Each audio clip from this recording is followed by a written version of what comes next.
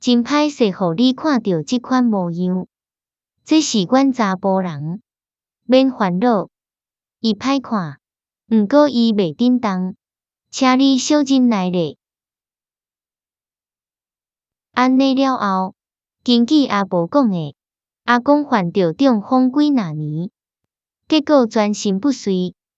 即堆纸伞是各地寄来的有关治疗中风的批信，甲各地买来的中风药仔的纸袋仔。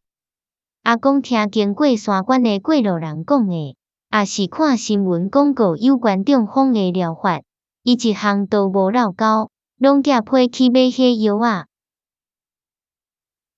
这个批含纸袋仔，伊一个嘛无迄条，就安尼囥伫身边，看咧过日。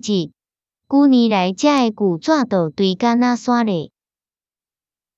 我无应阿婆的话，甲身躯仔伫火炉的顶悬，经过山路的自动车震动着这厝。秋天都遮寒，免偌久遮都会砍雪。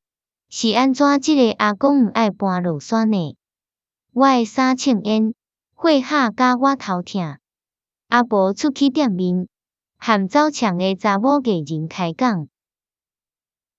安尼啊，顶届地内的查某囡仔搭遮大落，水当当呢，安尼对你真好，变甲遮尔水。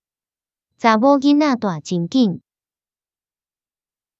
大概1点钟了，我听到走墙的准备要离开的声音，我嘛坐袂牢啊，简单心肝底猫，煞无胆徛起来。我想，虽然讲医院是旅行，因为是查某人脚，我相信若准万因1-2起落，小走一个嘛足因会着。毋过坐伫火炉边，我还是心袂定。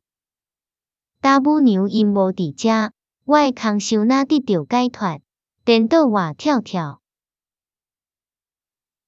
我问拄送因离开转来的阿婆，遐个艺人的暗带啥所在？